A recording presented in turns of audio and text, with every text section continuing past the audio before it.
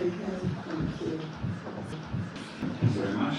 Hello guys, my name is from Board Conservation, and this is going to be a case study of restoration of a windmill using genuine 2,000-year-old style Roman materials of the 20th century, second take of the Roman lime.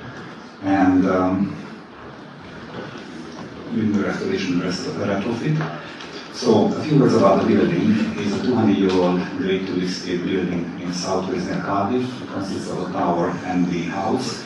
It's an 80-meter tall, 4-story windmill with sloping walls in very exposed hilltop locations, so wind-driven rain just drives the moisture to the walls. It's close to the ceiling, has sea-spray exposure, soil-related problems, and the base of the walls are 1.2 meter thick. About the tower, the owners had moved in about 10 years prior. They had ongoing moisture problems, rainwater ingress in buckets, as you can see. Master wrote on the internal walls, very high internal humidity and radiating cold walls, kind of the quite common themes. In addition, they had modern materials which made things worse: cement, plaster, marble paints resulting in condensation and mold, unhealthy living conditions. Cement between the joists, we can see here packed really thick, and dripping condensation from a metal roof, uninsulated metal roof, basically rotted the upper floor, and it had to be completely changed. So the space was very suitable for living. They were living in the house, the adjacent house, and the goal was to make the building dry and warm. These are some additional photos before the start of the project about the water seeping through and also the modern materials and so on. Prior renovation actions during the past 10 years since the owners have moved in. They moved in 2014 and then settled in to try to understand the building, and the first action in 2016 was the removal of the internal cement plaster, and they left the walls bare to give them a chance to dry. Then a couple of years later, 2017-18, the external render has been removed. It was polished and let the water in. Then in 2018, the whole building has been repointed, the external was repaired, and also the internal replastering has been addressed with lime, and then it has been lime washed. Yet the rainwater kept seeping in, and especially during storms, the wind-driven rain was pushed through the whole fabric in about a day, and then the buckets and trays came back in service. And last year, at the beginning of the spring, the contractor refused to lime plaster the walls because, based on his estimate, the walls were too saturated for replastering, and he didn't want to take any responsibility and literally walked away. And because the listed building consent was given for lime plastering only, the owners were looking for a long-term solution to make the building habitable and dry. And the solution which has been basically put in practice. First of all, there was a debate whether to solve the problem internally, externally, and purely because of the cost of scaffolding 20K, basically that wasn't a viable option. And a Roman lime plastering schedule has been specified here by us, starting the Roman base coat to keep the building dry. Then the Cocciopesto thermal coat. This is a special Roman mortar made of lime and glass to improve the thermal insulation. Also, it behaves very well in a humid environment. Then we have added a second thermal coat with Aerogel-lime aerogel coat to boost the thermal insulation of the slim coat. And finally, Cocciopesto finished traditional look and also for moisture control, and have a few photos here. And the applied solution, these mixes basically has been developed by a Venetian master, the last Venetian restoration master. The gentleman in the photo, he is basically in his early 70s, has about 60 years of lime and porcelain hand mixing experience, has been also researching a lot, working with universities, Venice City Council, and the Italian English Heritage, the kind of the heritage bodies. He recreated several lost Roman lime recipes, traveled and worked all around Italy, learning from the greatest restoration masters of his time, and created custom-made and also ready-made optimized recipes for certain applications. And we had the privilege to work with him for the past 6 years, learning about the application of these materials, how to specify them for very diverse conditions. And he's using a lot of old materials. We can see here the various porcelains, the black porcelains, the red porcelains. Side looks, we have one here, if anyone can take a look in the back. In addition to that, a lot of earthy materials has a very abundant palette, various pigments. Cocciopesto, this is the brick dust, and also lines and various lines and everything, marble dust and so on. The Roman base coat was the first coat which has been applied. This is made of multiple volcanic lime, and which are also some sand, wash river sand. And this recipe, or this concept, has been described by the Eclipse in the 10 books of architecture, however it hasn't been specified exactly what it consists of.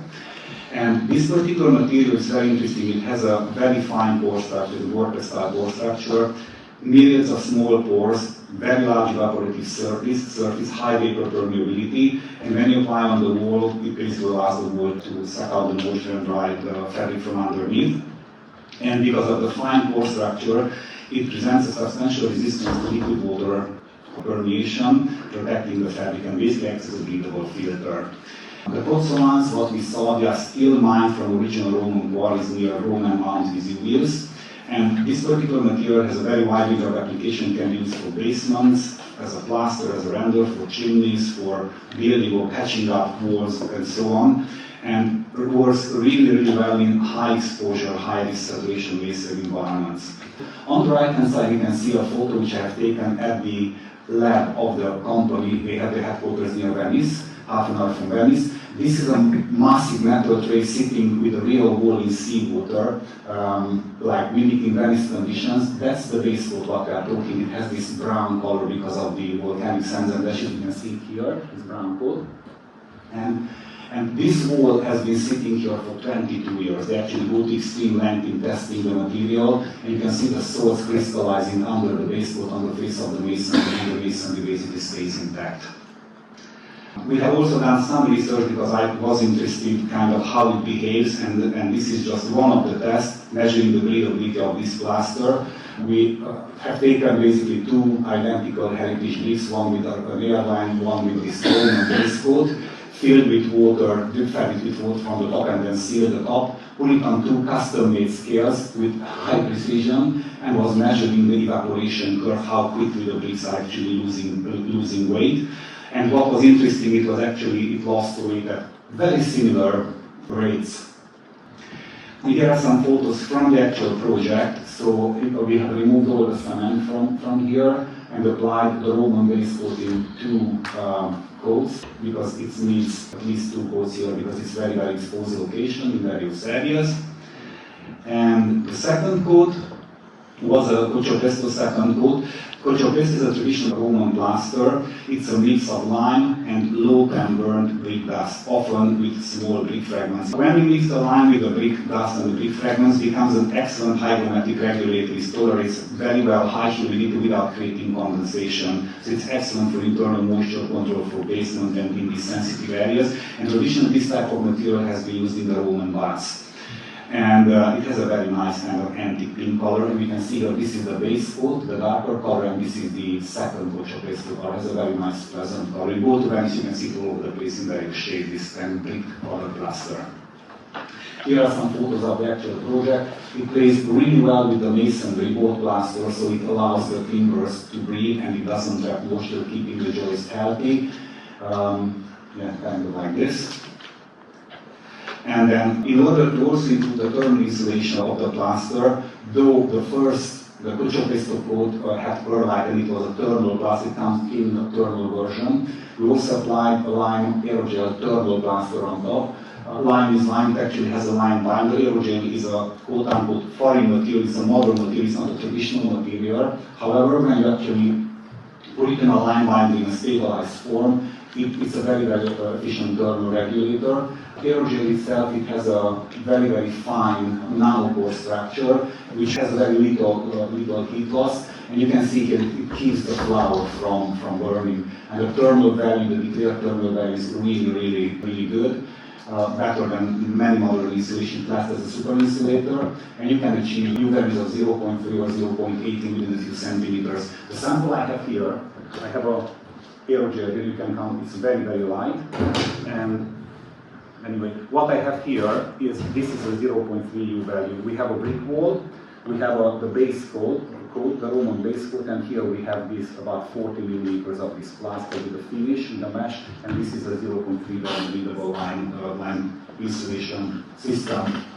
In addition to that, Aerogel is also thermally reflective. It reflects the heat back into the environment, 52% of the solar radiation, which basically going to make the room temperature a lot more even, rather than you have a hot spot where you have the stove and getting colder and colder, the reflection will even out temperature variations in the room.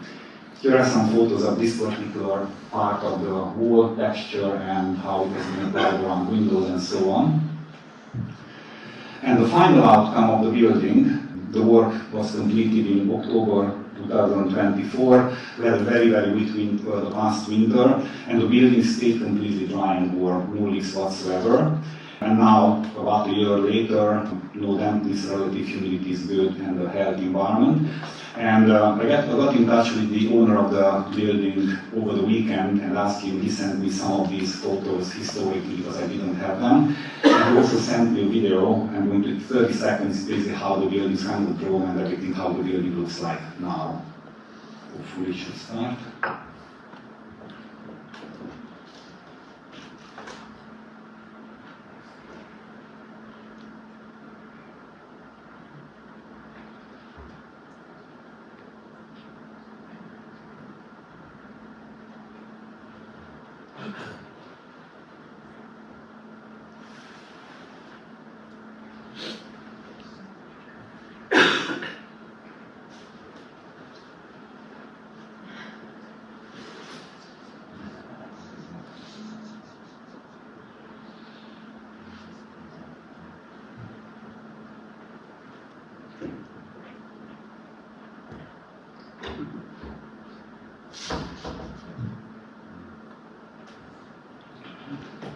That would be everything, and thank you very much for your